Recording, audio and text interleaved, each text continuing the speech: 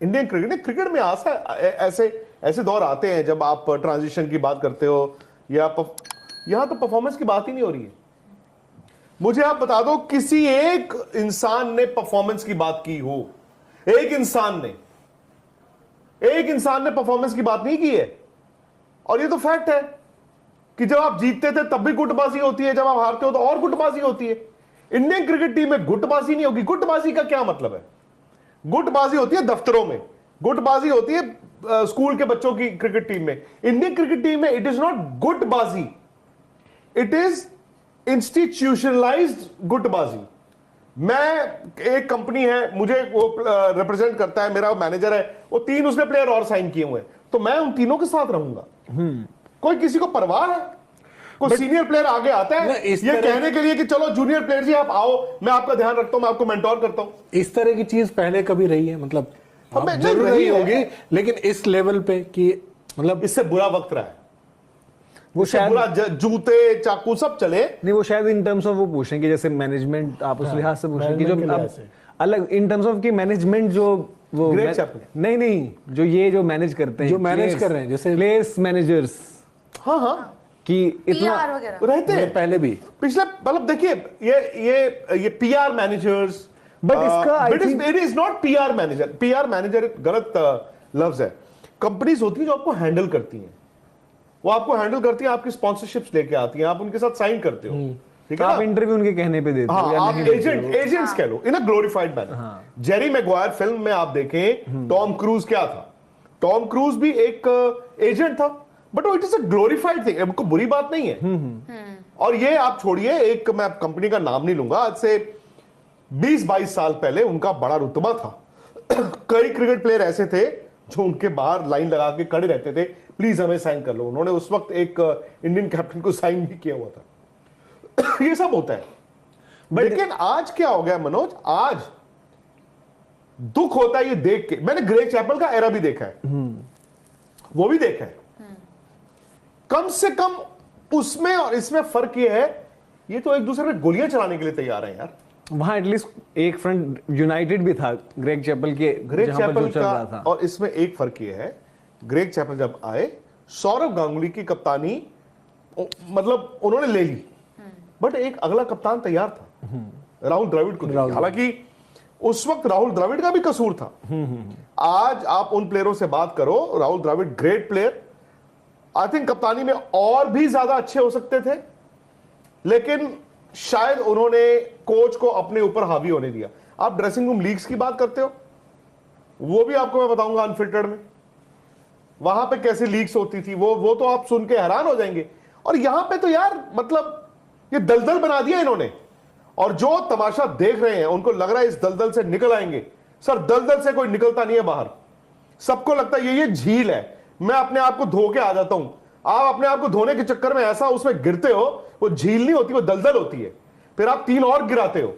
आज तो मतलब मैंने किसी एक प्लेयर के मुंह से अब तक, ये दौरा खत्म हो गया, दूसरे की तारीफ नहीं सुनी है।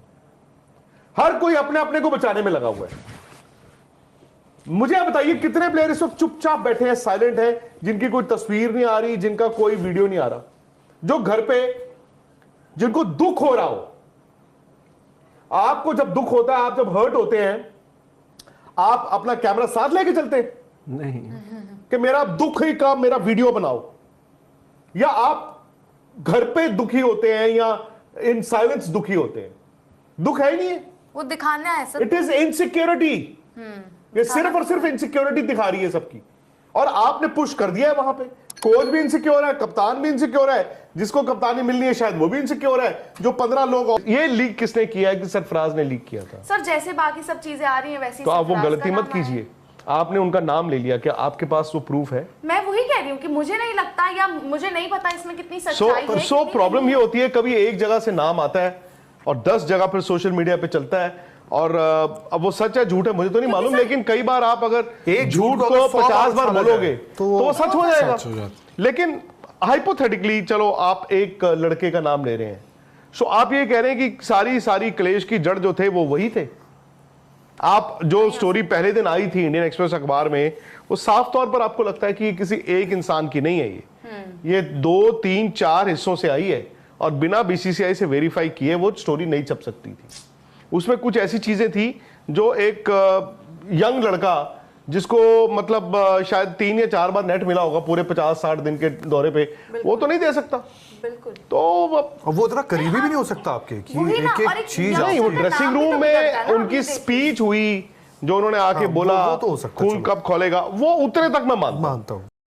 अस्सलामुअलैकुम दोस्तों, जैसा कि आप जानते हैं, आज हम बात करने वाले हैं India versus England third test match के बारे में, जिसमें इंग्लैंड ने पहले टॉस जीतकर बैटिंग का मुजाहरा किया और इसके साथ साथ 387 रन्स का टारगेट दिया और इंडिया ने इसमें बहुत अच्छी बॉलिंग की और जब इंडिया की बैटिंग आई तो इंडिया ने भी 387 रन्स बनाए और ये मैच बराबर हो गया। और इसके साथ साथ जब इंग्लैंड दोबारा बैटिंग पर आया तो इंग्लैंड ने इंडिया को 197 रन्स का टारगेट दिया और इसके साथ साथ इंग्लैंड ने जब इंडिया की बारी आई तो इंग्लैंड ने बॉलिंग भी बहुत अच्छी की और कुछ ही देर में इंडिया की 4 विकेटें हासिल कर लीं। इसके साथ साथ इंडिया का ये मैच जितना नामुमकिन नज़र आ रहा था और फिर इसमें शुभमन गिल और जैक क्रोली की फाइट हुई और इस मैच का पलटा ही बदल गया। अब देखना ये था कि ये मैच इंडिया जीतता है कि इंग्लैंड।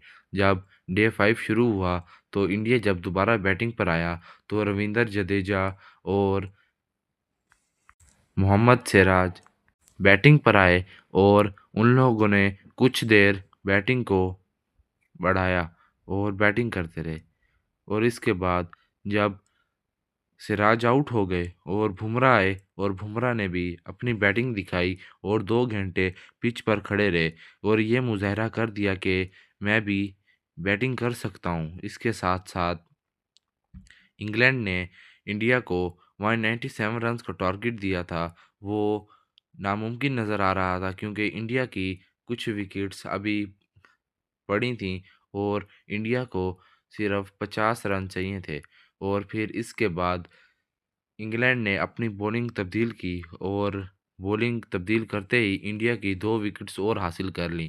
अब इंग्लैंड का ये मैच जीतना बहुत आसान हो गया था और फिर जब इसके बाद मोहम्मद सिराज और बुमराह बैटिंग पर आए तो उन्होंने मैच को 50-50 कर दिया और जब बुमराह आउट हुए और इसके बाद जब मोहम्मद सिराज बैटिंग कर रहे थे कि इनसे थोड़ी-सी गलती हुई जिसकी वजह से ये स्टंप्स आउट हो गए।